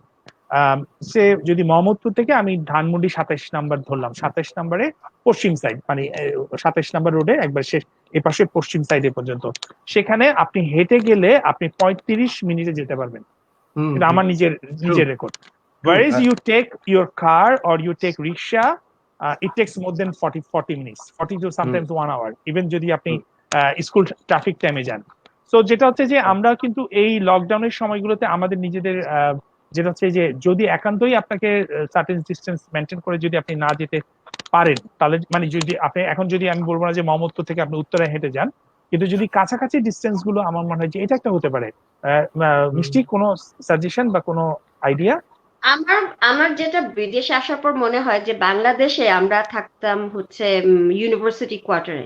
তো নিউ মার্কেট আমার বাসা থেকে বেশি দূরে ছিল না। সেই নিউ মার্কেটেও রিক্সা করে কেন যেতাম আমি এখনো বুঝতে পারি না, কারণ আমি কানাডা হলে কখনোই যেতাম না। সেটাই মানে প্রতিদিন তো এমনিতেই 8-10 ব্লক হাঁটা হয়। মানে ধরেন জিটিএর দিকে না গেলে গাড়ির ব্যবহার তেমন একটা হয় না, আমি হাঁটাহাঁটি করতে বেশ পছন্দ করি। তো আবার আমি আমার বাংলাদেশি বন্ধুদের যখন এগুলো জিজ্ঞেস করি তোমরা হাঁটো না কেন, এতটুক জায়গায় তোমাদের গাড়ির দরকার কি, বলে কি হাঁটবো কোথায়, হাঁটার নাকি কোনো জায়গা নাই। আমি কি বলবো, আরেকটা করতে পারেন যে বাসের মধ্যে স্টিকার থাকতে পারে যে এখানে একজন বসেছে, 3 জন পরে আরেকটা স্টিকার বলার জায়গায় আরেকজন বসবে, এখানে নাকি মার্ক করে দেওয়া, যেটা অলরেডি থাকে মার্ক করা থাকে, সন্দেহ যাতে না থাকে কি করবে সেটাই। এবং এয়ারলাইনেও একটা ব্যাপার। তবে আমি আরেকটা জিনিস হচ্ছে যে লন্ডনে ট্যাক্সি যদি আপনাদের মানে ধারণা থাকে, লন্ডনে ট্যাক্সি গুলোতে কিন্তু আপনি ট্যাক্সি চালক এবং যারা প্যাসেঞ্জার যেগুলো রয়্যাল ট্যাক্সি যেগুলো ব্ল্যাক, তার মাঝখানে গ্লাস থাকে। আমাদের কিন্তু যেটা হচ্ছে যে আমাদের বাংলাদেশে এখন তো প্রচুর উবার চলছে, উবার আছে, পাঠাও আছে। আমি পাঠাও হুন্ডার কথা বলবো না, হুন্ডায় তো একজনকে জড়াই ধরে যেতে হয়, সেটা অন্য ব্যাপার। তবে তবে জিনিসটা হচ্ছে যে আপনারা এখন যেটা যারা উবার গাড়ি চালাচ্ছেন তারা এই বিষয়টা নিয়ে চিন্তা করতে পারেন যে নতুন ইনোভেশন না দিলে কিন্তু এই বিজনেস গুলো কিন্তু খুব বুমিং হয়েছিল, এবং এখানে এখন ইনোভেশন চিন্তা করতে হবে যে আপনি কিভাবে প্রোটেকশন নেবেন, কিভাবে আপনি প্রোটেকশন নিয়ে চলবেন।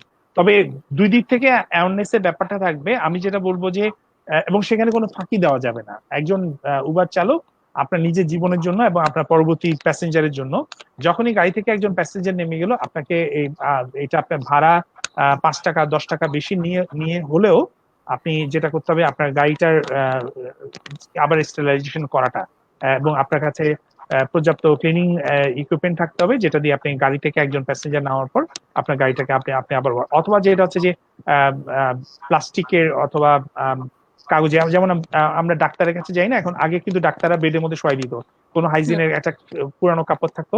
এখন কিন্তু প্রত্যেকটা জায়গায় ওরা বড় বড় টিস্যু পেপার করে, বসুন্ধরা টিস্যু পেপারে বড় বড়, আমি বসুন্ধরা বিজ্ঞাপন করে দিলাম, ওরা ভবিষ্যতে আমাদের এখানে বিজ্ঞাপন দিবে আমাদের চ্যানেলে। সেটা হচ্ছে বসুন্ধরার বড় বড় টিস্যু পেপার গুলো দিয়ে আপনি একটা যাত্রী নেমে যাওয়ার পর তাতে আপনি আরেকটা জিনিস হচ্ছে যাত্রীকেও আপনি রিফিউজ করতে পারেন যদি উনি মাস্ক বা হ্যান্ড গ্লাভস না পরে, এবং আপনি গাড়িতে উঠার আগে আপনি আপনার গাড়ির জিনিস ধরার আগে ওনার হাতটা আপনি স্টেরিলাইজেশন বা কিছু একটা দিয়ে এটা করতে পারেন। সো জীবন তো চলতে হবে, আমার কাছে সার্ভাইভাল অফ দ্য ফিটেস্ট, জীবন চলতে হবে, এবং সেখানে আমাদেরকে নতুন নতুন ক্রিয়েটিভ ইনোভেশন নিয়ে আসতে হবে, এবং আমি জানি আসবে অনেকে। আমি আসলে একটা জিনিস করব, আমার কাছে অলরেডি ভেন্টিলেশন, বাংলাদেশের নিজস্ব কারিগরি সহায়তায় ভেন্টিলেশন তৈরি হচ্ছে, নিজস্ব আমাদের ছেলেমেয়েরা তৈরি করছে, আমাদের ইঞ্জিনিয়াররা, আমাদের বিভিন্ন প্রাইভেট বিশ্ববিদ্যালয় ইঞ্জিনিয়ার যারা পড়ছে তারা বিভিন্ন রকমের ভেন্টিলেশন মেশিন গুলো করেছে, যেগুলো মাত্র 5-6 হাজার টাকা দাম। হ্যাঁ, সেখানে শুধুমাত্র আপনাকে এটা অক্সিজেনটা কিনে আপনি ইনস্টল করে আপনি এই ধরনের ভেন্টিলেশন মেশিন গুলো, তাহলে যেটা হচ্ছে একটা ক্রাইসিস তৈরি হলে যেটা হয় যে আমাদের কিন্তু মধ্যে ইনোভেশন, যারা ইনোভেটিভ তারা একটা সুযোগ পায়। তো যখনই আপনি চ্যালেঞ্জ যেখানে, অপরচুনিটি সেখানে। Exactly, thank you. সো আমরা অলমোস্ট শেষের দিকে চলে এসেছি, তো শেষ করবো ডেফিনেটলি, বাট এখন না। তার আগে আমার জাস্ট একটা কোশ্চেন আছে যেটা আমার মনে পড়লো হঠাৎ, যে আমরা গত এপিসোড গুলো থেকেও পাচ্ছিলাম। তো আজকে যেহেতু আমাদের সাথে দুজন প্রবাসী আছেন যারা অনেক বছর থেকে দেশের বাইরে আছেন, সো যেটা দেখা যাচ্ছে যে আমাদের এখানে আমরা অনেক কোশ্চেন পাচ্ছি যে অনেকেরই দেশের বাইরে স্টাডিজ এর প্ল্যান ছিল, সো বা এনরোলও হয়েছে, যাওয়ার কথা ছিল, তো এই পরিস্থিতির কারণে যেতে পারছে না। আবার অনেকেই এখন জিজ্ঞাসা করছে যে যেহেতু এই পরিস্থিতিটা হয়ে গেল, সো এখন ভিসা রিলেটেড ইস্যুগুলো কিরকম হতে পারে। সো তাদের জন্য আপনাদের সাইড থেকে যদি কোনো সাজেশন বা কিছু থাকে যে ইউনিভার্সিটি গুলো এখন ইন্টারন্যাশনাল স্টুডেন্টদের জন্য কি ধরনের স্টেপস নিতে যাচ্ছে। সো প্রথমে আদিব ভাইয়া, আপনার কাছে জানতে চাচ্ছিলাম যে নিউজিল্যান্ডের ব্যাপারে। গতকালই এখানে পেপারে এসেছে যে ইমিগ্রেশন মিনিস্টার বলেছে the immigration is in a total mess at the moment, it's just shut down completely, nothing is happening here, nothing is happening here. যারা অ্যাপ্লাই করেছিল 1 বছর আগে তাদের সবকিছু আটকে আছে এখনো, এবং যারা পার্মানেন্ট রেসিডেন্ট, এখানকার সিটিজেনদের মা বাবা ভাই বোন তারা পর্যন্ত আসতে পারছে না। এখন এটা কেউ জানেও না। আর এটার আরেকটা কারণ হচ্ছে এরা বিদেশে অনেক ইমিগ্রেশন অফিসার এমপ্লয় করে, যেমন দিল্লিতে, ব্যাংককে, ফিলিপিন্সে। এখন ওইসব জায়গায় লকডাউন, ওরাও কাজ করতে পারছে না। রাইট। মেইনল্যান্ড নিউজিল্যান্ডে ওদের এমপ্লয়ি অত অত নেই, ওদের বেশিরভাগ এমপ্লয়ি হচ্ছে ওভারসিজে, এবং ওরা যেহেতু ইমিগ্রেশন প্রসেস করতে পারে না, যেমন দিল্লি লকডাউন, তো সেই জিনিসগুলা এখানকে ওদের এরকম ম্যান পাওয়ার নাই যে ওই অ্যাপ্লিকেশন গুলো এরা প্রসেস করবে, তো সবকিছু থেমে আছে। Right. এবং এটা যে কোনো ইন্ডিকেশন কবে খুলবে এটারও কোনো ইয়ে নেই, এখনো বলা যাচ্ছে না। এখনো বলা যাচ্ছে না। কানাডাতেও এরকম অনেকে মেডিকেল পরীক্ষা হয়ে গেছে, তাদেরও কিন্তু আশা অনিশ্চিত হয়ে গেছে, মানে ইমিগ্রেশনের সব কাজ শেষ, খালি প্লেনটা ধরার আশায়। তারাও কিন্তু এখন বলতে পারছে না যে কখন আসবে।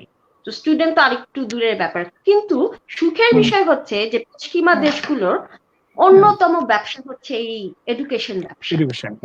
আশা করা যায় অর্থনৈতিক কারণে হলেও এটা আবার সচল হতেই হবে। তো জাস্ট একটু পড়াশোনা চালিয়ে যাও এবং মনোবলটা অটুট রাখা। মনোবল অটুট, ভেতরের আপনার মনের ভেতর এনভায়রনমেন্ট যদি ভালো থাকে, বাইরের এনভায়রনমেন্ট একসময় ভালো হতে বাধ্য, এটা আমি মনে করি। আচ্ছা, আমি আরেকটা আমার কাছে মনে হচ্ছে এটা একটা ভালো জায়গা হবে, সেটা হচ্ছে যে এক্স্যাক্টলি যে এই বাইরে ইন্টারন্যাশনাল ইউনিভার্সিটি গুলো যেটা হচ্ছে, সেই ইউনিভার্সিটি গুলো কিন্তু মূলত হচ্ছে গিয়ে তারা ফরেন স্টুডেন্টদের যে পেমেন্টটা আসে, বিকজ তারা লোকাল স্টুডেন্ট থেকে প্রায় 3 গুণ বেশি তাদের পেমেন্ট দেয় তারা। তো এই অবস্থায় তারা কিন্তু আপনি UK, Canada, all over the world including New Zealand. আমি গত পরশু দিনই একটা ইমিগ্রেশন সংক্রান্ত একটা ওয়েবিনার হচ্ছিল, আমি সেটা শুনছিলাম শুক্রবার সকাল 5টায়, ভোর 5টায় সেটা আমি শুনছিলাম যে আসলে কি হবে। এবং আসলে সত্যি কথা যে ম্যাসাকার হয়ে গেছে এখন এই মুহূর্তে প্রচুর সব জায়গায়, এবং তবুও বলছি যে আপনি ফাইলিং করে রাখেন। এবং আমার কাছে মনে হচ্ছে যে যদি ফাইলগুলো জেনুইন হয়, যদি আপনার ফাইন্যান্সিয়াল স্ট্রেন্থ থাকে, ভিসা প্রসেসটা আমার কাছে মনে হচ্ছে যে খুব র্যাপিড ছেড়ে দিবে। কারণ এই টাকাগুলো না পড়ে এই ইউনিভার্সিটিগুলো পুরোপুরি মাটিতে বসে যাবে, কারণ এগুলোকে এত এক্সপেন্ডিচার এবং এদের এই ইউনিভার্সিটির যে রেভিনিউ এবং যে এক্সপেন্ডিচার সেটা তো প্রচুর। তো তারা যেটা করে যে তারা কিন্তু বিশাল আকারে, স্পেশালি নিউজিল্যান্ডের ক্ষেত্রে আমি বলবো যে আমাদের এখান থেকে ইন্ডিয়া এবং চায়না স্টুডেন্টরা প্রচুর স্টুডেন্ট আসে, লাখ লাখ স্টুডেন্ট আসে। এবং আপনি চিন্তা করেন যে লাখ লাখ স্টুডেন্ট যদি একটা সেমিস্টারে আপনি $7,000-9,000 দেয়, তাহলে কত কোটি কোটি ডলার আসে এই বিজনেসে। এই রিস্কটা কোনো গভর্নমেন্টই কিন্তু নিতে পারবে না। যতই আমরা দুধ বিক্রি করি, মাংস বিক্রি করি, নিউজিল্যান্ডের হয়ে বলছি আমি। সো আপনাকে যেটা করতে হবে যে এখন আপনার কাগজপত্রগুলো আপনি রাখেন, প্রত্যেকটা ইউনিভার্সিটির সাথে যোগাযোগ রাখেন। কারণ এমনও হতে পারে ইউনিভার্সিটি গুলোকে, এগুলো কিন্তু আমি যেহেতু আমি লন্ডনে থাকতে আমি ওয়েলস ইউনিভার্সিটি ইন্টারন্যাশনাল অফিসার হিসেবে কাজ করেছি। তো একটা সময় যেটা ছিল যে আমার উপরে ডিসিশন, আমি যদি বলে দিই যে এই ছেলেটাকে আনতে হবে, বাস ওরা এম্বাসিতে বলে দিচ্ছে যে এই ছেলেটাকে ভিসা দিয়ে দিবা, সেখানে কিন্তু হয়ে যাচ্ছে। সো যদি আপনার কাগজপত্রগুলো জেনুইন থাকে, আপনার আইএলটিএস স্কোর ভালো থাকে, আপনার ফাইন্যান্সিয়াল স্ট্রেন্থ ঠিক থাকে, তাহলে কিন্তু আপনি দেখবেন যে ইউনিভার্সিটিকে বলে দিবে যে তোমরাই ডিসিশন নাও যে কোন ছেলে মেয়েগুলোকে আনবে। আনার পরে যদি আপনি যেটা বলি যে আমরা ভ্যারিয়েশন অফ কন্ডিশন, যদি ভ্যারিয়েশন অফ কন্ডিশন হয় তাহলে কিন্তু আপনাকে হয়তো আবার তারা ব্যাক করবে, কারণ এইসব দেশে কিন্তু আপনি পালিয়ে থাকতে পারবেন না। আর দ্বিতীয় যে জিনিসটা হবে, একটা চ্যালেঞ্জ আসবে যেটা আমি বলে রাখছি, সেটা হচ্ছে আপনার পার্ট টাইম জবের উপর আপনার নির্ভরতা কমাতে হবে। কারণ যেখানে যেমন নিউজিল্যান্ড গভর্নমেন্ট যেটা হচ্ছে আগে, এখন ডোমেস্টিক যারা আছেন, যারা ইমিগ্রেন্ট লোকাল যারা আছেন, যারা ডোমেস্টিক যারা আছেন, তাদেরকে আগে জব এনশিওর করতে হবে, তারপর আপনি ফরেন স্টুডেন্টদেরকে। সো যারা মনে করতে পারেন যে আমি এখান থেকে যে পার্ট টাইম করে ওখানে আপনি সাপোর্ট করবেন, আমার মনে হয় সেই ব্যাপারে কোনো এই সিদ্ধান্তটা আপনার ভুল সিদ্ধান্ত হবে যদি আপনি ওই ধরনের সিদ্ধান্ত নেন। কিন্তু যদি আপনার ফাইন্যান্সিয়াল স্ট্রেন্থ ঠিক থাকে, আমার মনে হয় যে ইউনিভার্সিটি গুলোকে ছাড় দিতে পারে, যে ইউনিভার্সিটি নিজেই ডিসিশন নিবে যে কাদের জন্য ভিসা প্রসেসিং করতে যেতে পারে। এবং অন অ্যারাইভেলের পর আপনার যদি কাগজপত্র, অন অ্যারাইভেল আসার পরে আপনার কাগজপত্র যদি ঠিক থাকে, সেখান থেকে আপনি ঢুকতে পারবেন। আর যদি কাগজপত্র না ঠিক থাকে, তাহলে পরবর্তী ফ্লাইটে আপনাকে ব্যাক করতে হবে। বাট আমার মনে হচ্ছে যে এটা একটা অনেক শিথিলতা আসবে।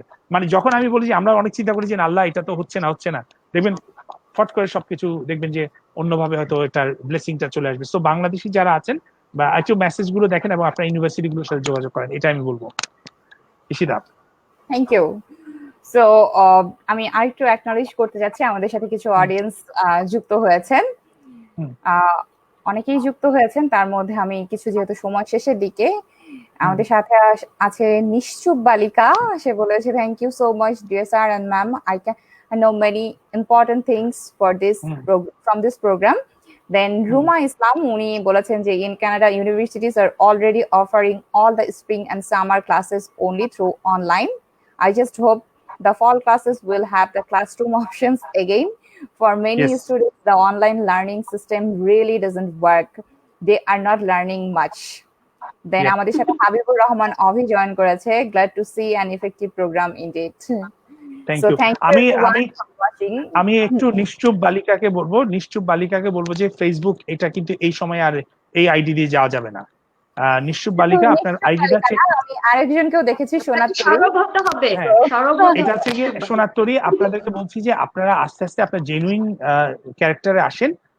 এটা হচ্ছে গিয়ে ফেসবুক আপনার হতে পারে, আপনার এটা আপনার সেকেন্ডারি আইডি থাকতে পারে। তবে আমি যেটা অনুরোধ করবো আপনাকে যে সেকেন্ডারি আইডি থেকে বের হয়ে যান, কারণ যেমন ইউএসএ তে কিন্তু যেটা হচ্ছে, এটা আমি অনেক আগে, আমি মানে 3-4 বছর আগে থেকে আমি বলছি, এবং বাংলাদেশের রিক্রুটিং সিস্টেমও আমি এখন সবাইকে এনকারেজ করি, যেহেতু আমি বিভিন্ন অর্গানাইজেশনের রিক্রুটিং টিমের সাথে আমি অ্যাডভাইজার হিসেবে কাজ করি। তো সেখানে আমি বলে দিই যে তুমি ফেসবুকে যাবা, কাউকে রিক্রুট করার আগে, ফাইনাল সিলেকশন আগে তার ফেসবুকে যাবা। ফেসবুক ঘাটাঘাটি করলে দেখবা যে সেই লোকটা আসলে কেমন, সে কতক্ষণ ঘুমায়, কতক্ষণ উঠে, কি করে, কি ধরনের পোস্ট করে, কাদের সাথে সে কোন পেজগুলোকে সে ফলো করছে, তার প্রোডাক্টিভিটি কি আছে, এই জিনিসগুলো কিন্তু অটোমেটিক সেখানে বোঝা যায়।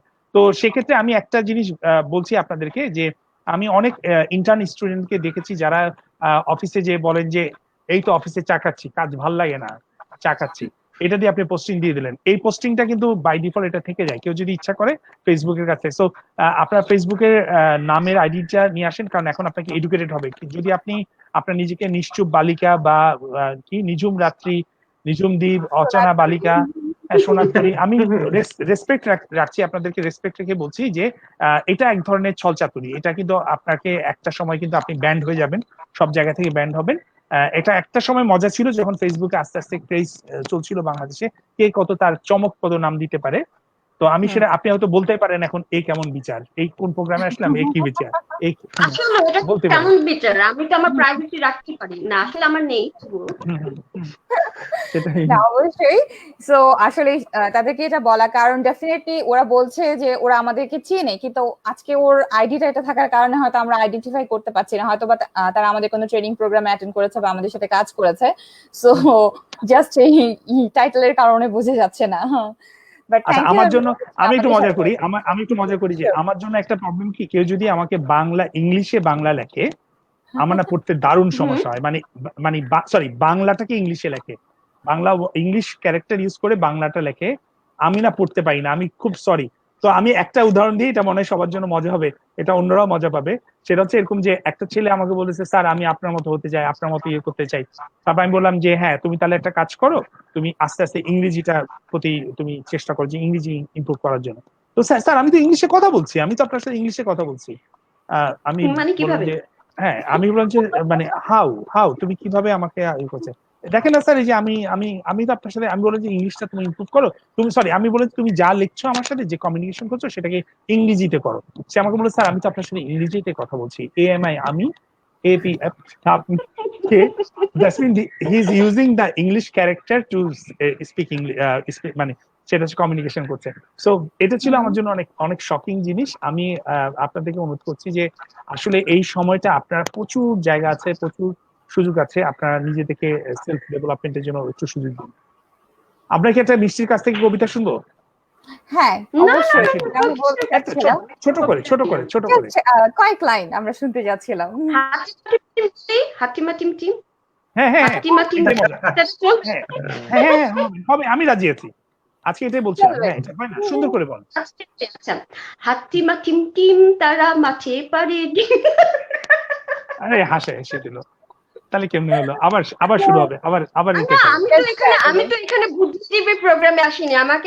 আমাকে কথা দেওয়া হয়েছিল এটা আড্ডা হবে, কেন কবিতা টবিতা হবে না। আমরা তো না, এটা আড্ডার আড্ডাই মাঝে একটু কবিতা, আড্ডা আমাদের সীমিত আকারে।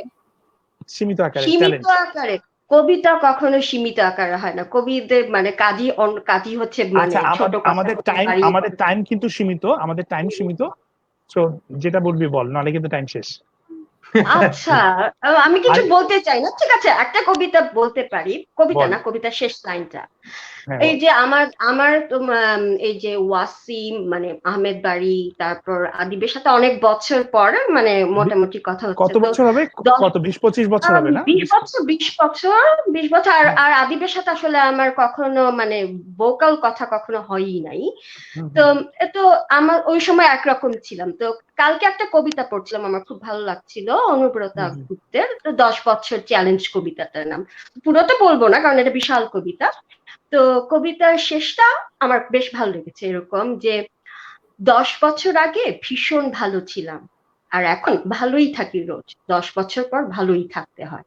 তো আমরা এখন যেটা হয় বয়সের সাথে সাথে আমরা বিভিন্ন প্রতিকূলতাকে আসলে আমরা মানিয়ে নিয়ে ওটাকে কিভাবে পজিটিভ দিকেই করা যায়, আমার মনে হয় বয়স সেটা দেয়। আমি কখনো কিন্তু মানে বয়স হওয়াটাকে কখনো খারাপ চোখে বা নেগেটিভ ভাবে দেখি না। আমার মনে হয় কি যে কিছু স্কিল আমাদের বয়স উপহার দেয়। ছোট মানে বয়সে যেগুলো খারাপ লাগতো বা মনে করতাম আমার অবস্টিকল, এখন বড় বয়স মনে হয় আচ্ছা কেন না আমরা এটাকে অন্যভাবে দেখি। আমার সামনে পাথর আছে, পাথরটাকে কেন না আমি অস্ত্র অন্যভাবে হিসেবে ব্যবহার করি, তাই না? আমার পথের কাঁটা হিসেবে না দেখে ধর পাশে দিয়ে কুকুর যাচ্ছে, ওটা না, কুকুর এখানে কিন্তু বলা যাবে না, অ্যানিমাল ক্রুয়েলিটি হয়ে যাবে, মানে বলছি আর কি। বা খারাপ লোক দেখলে কেন পাথরটা না ছুঁড়ে মারি, ওরকম। তো পথে অনেক রকম বাধা বিপত্তি আসবে, কিন্তু সেটাকে মানে এমব্রেস করে নিয়ে কিভাবে স্মুথ আর লাইফ লিড করা যায় ওদিকে লক্ষ্য রাখলে মনে হয় ভালো হয়। কারণ লাইফ কখনোই আপনার মনের মতো হবে না, আপনাকে বানিয়ে নিতে হবে, কেউ আপনাকে কখনো আপনার পছন্দের জিনিসটা দিতে দেবে না, তাই না? আদিব কিছু বলবে? কোন একটা ট্যালেন্ট তুমি কি করো? মানে ট্যালেন্ট দেখাও, কিছু একটা ট্যালেন্ট দেখাও ভোরবেলা, আবার দেখো তোমার বউ উঠে এসে বকা দিবে, দেখো। না না না না। ওর বউ বুঝবেই না, ওর বউ বুঝবেই না। ওর বাসায় বাংলা ভাষা বলার কেউ নাই, আমার বাসার মতো। ওরা আমার মনের দুঃখ এক। ভাইয়া শুরুতে বলছিলেন আমাদের দুঃখ এক। নাও আমি ওটাই বলবো যে রাবেয়া যেটা বললো যে we have seen everything. I think বয়স হওয়ার জন্য ওইটা আমাদের সবারই মনে হয় যে নতুন কোনো কিছু দেখার নাই আর। We have dealt with this before, we know how to deal with this. শুধু করোনা ভাইরাসটা নতুন এসে এটা চেঞ্জ করে দিল। So we'll find out what happens later on. আমার জন্য কিন্তু আমি একটু এখানে সাপ্লিমেন্ট করি যে থ্যাংক ইউ। আমি যেটা আমি তোমাকে বলতে দিচ্ছি না, তুমি আরো কিছু বলতে চাও, কোনো কিছু করতে চাও? না ঠিক আছে। একটা গল্প, একটা কবিতা, হ্যাঁ, আবিরের ভালো ট্যালেন্ট মানুষকেও ভালো পচাতে পারে, কিন্তু এটা তো এখন পাবলিকলি করতে পারবে না। আমরা অফলাইনে যখন যাব তখন আমরা স্টুডিওর ভিতরে আমরা পচাবো। আচ্ছা, আমার জন্য একটা মজার জিনিস আমি শেয়ার করি যে আমি আবিরকে দেখতে পাচ্ছি, মানে যতটুকু বোঝা যাচ্ছে এখান থেকে যে ওর চুলগুলো কাঁচা পাকা না, আস্তে আস্তে হচ্ছে নাকি আবির? হ্যাঁ, বেশিরভাগই পাকা। হ্যাঁ সেটাই তো। ও কিন্তু আমার থেকে ছোট, অনেক ছোট, তাই না? নিশ্চয়ই ও আমাদের থেকে। আমার জন্য রাখা হয়েছে যেহেতু আমার মাথায় কোনো সেটাই একই দশকে।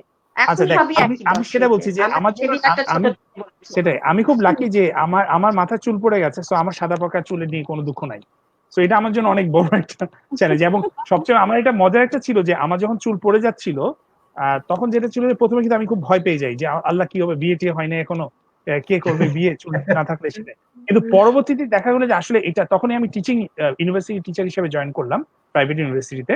তখন দেখলাম না চুল পড়াটা ভালো হয়েছে, সবাই একটু রেসপেক্ট করে, কারণ এমনি হ্যান্ডসাম, সবাই খুব চায় যে একটু বন্ধু টন্ধু হতে।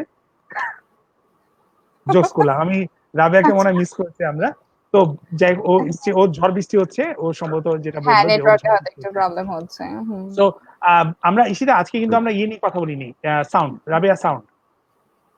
হ্যাঁ, মাইক্রোফোন মিউট হয়ে গেছে। আমরা ইয়োস সামিট নিয়ে কথা বলিনি। আমি সবাইকে আবারও বলছি যে থার্ড ইন্টারন্যাশনাল ইয়োস সামিট এটি অনুষ্ঠিত হতে যাচ্ছে এই মাসের 18 এবং 19 তারিখে এটা এবার ভার্চুয়ালি করছি। আমরা আগে আমাদের প্ল্যান ছিল যে এটা আমরা মালয়েশিয়া থেকে হোস্ট হবে, কিন্তু এবার আমরা এটা ভার্চুয়ালি করছি। সারা পৃথিবী থেকে আমরা অলরেডি অনেক রেজিস্ট্রেশন এসছে আমাদের, এবং আমাদের একটা টার্গেট যে মোর দেন 10,000 অডিয়েন্সকে আমরা এখানে কানেক্ট করব। সো আমি সবাইকে রিকোয়েস্ট করছি বাংলাদেশ থেকে, মালয়েশিয়া থেকে যারা আছেন, বাংলাদেশি যারা আছেন, এবং রাবেয়া এবং আবির সবাইকে বলছি, if you know any Bangladeshi people over there, just ask them to join. This is not only, though we call it now Youth Summit, but it become a global summit. আমার মনে হয় যে এখানে যেটা হবে যে রাবে, you also be a guest speaker over there. So যেটা হবে যে আমরা যেটা চাচ্ছি যে আমাদের এক্সপেরিয়েন্স গুলো আমরা শেয়ার করতে চাচ্ছি, এবং নট অনলি দ্যাট, আমাদের বেশ বেশ ভালো ভালো, আমরা নর্থ আমেরিকান থেকে জুডিশিয়া আছে, আমার বেশ ভালো ভালো কিছু স্পিকার আমার এখানে আছে।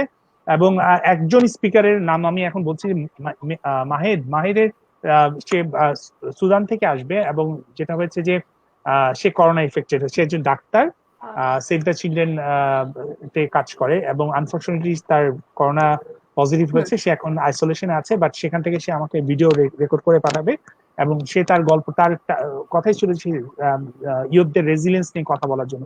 তো আমার মনে হয় যে এটা আমরা একটা রিয়েল লাইফ একটা কিছু আমরা শুনবো। আমাদের একজন স্পিকার আনফরচুনেটলি উনি কোভিড পজিটিভ হয়েছেন, তো এটা আমাদের জন্য এক্সপিরিয়েন্স। আমি সবাইকে বলছি যে এটা সবার মধ্যে ছড়িয়ে দেওয়ার জন্য, কানাডান কমিউনিটি, ইউথ কমিউনিটির সাথে, এবং এর সাথে সব বয়সী ইউথ বলতে আমি তো নিজেকে এখনো ইউথ মনে করি, আবার যেটা হচ্ছে যে, এবং আমরা অবশ্যই ইউথ, আমি অবশ্যই মনে করি যে আমরা ইউথ।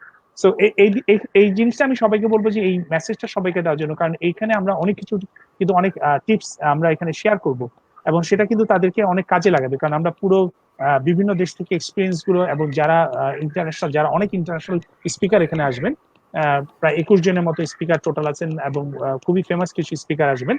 আমি অনুরোধ করবো যে আপনারা সবাই সেখানে যাবেন, এবং প্রত্যেককে আমি অনুরোধ করবো যে আপনারা আপনার বন্ধুদের মাধ্যমে এটা ছড়ান, আপনার বন্ধুকে রিকোয়েস্ট করেন, আপনি আপনার 100 জন বন্ধুকে এখানে রিকোয়েস্ট করেন যে আসার জন্য, কারণ এটা free of cost, there is no cost. আপনি এখানে আসলে আপনি একটা সার্টিফিকেট পাচ্ছেন, অ্যাটলিস্ট আপনি একটা কো কারিকুলার অ্যাক্টিভিটিস। আমি সেটা বলছি যে কোভিডের শেষ হওয়ার পর যদি আপনি চাকরি ইন্টারভিউতে যান, ভাই এই যে বন্ধুর মধ্যে ছিলেন, কি কি অর্জন করছেন বলেন, একটু আমাদেরকে একটা রেকর্ড দেখান।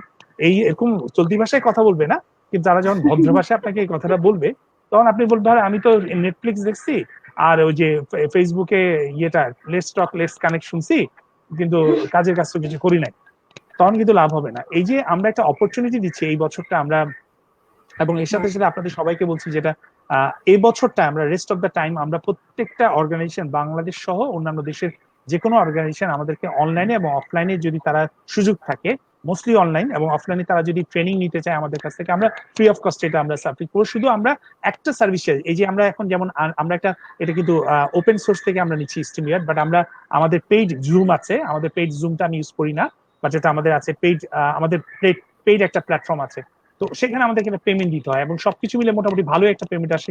সবগুলো এখানে অনেকগুলো টেকনোলজি আমাদেরকে অ্যাড করতে হয়, ভিডিও এডিটিং থেকে শুরু করে ভিডিও ব্রডকাস্টিং, আপনার মিউজিক, এগুলোর জন্য অনেক কিছু করতে হয়। তো আমরা শুধুমাত্র ওইরকম $1 থেকে $5 ম্যাক্সিমাম, $1 থেকে $5 আমরা চার্জ করবো শুধুমাত্র এই অ্যাডমিনিস্ট্রেটিভ কস্টটা বা এই টেলিকাস্ট কস্টটাকে আমরা ইয়ে করার জন্য, ওভারকাম করার জন্য। আমরা প্রচুর ট্রেনিং দিচ্ছি। আমাদের কমিটমেন্ট হচ্ছে যে এটা আমাদের সময় মানুষকে হেল্প করার, এবং আমি দক্ষতা উন্নয়নের জন্য আমি কাজ করি, এবং আমি আশা করবো যে থ্রু মি এই মেসেজটা যাবে, এবং আমি as a New Zealand company you also circulate this message to your friend circle network, so that আমরা সবাইকে যেন উপকার করতে পারি। এবং আমি সবসময় বলি যে বাংলাদেশে নিউজিল্যান্ড অ্যাম্বাসেডার যেহেতু আমি যেহেতু জাস্ট পার্লামেন্টের পাশেই থাকি থাইল্যান্ডে, হ্যাঁ ওয়াই নট, সেটাই।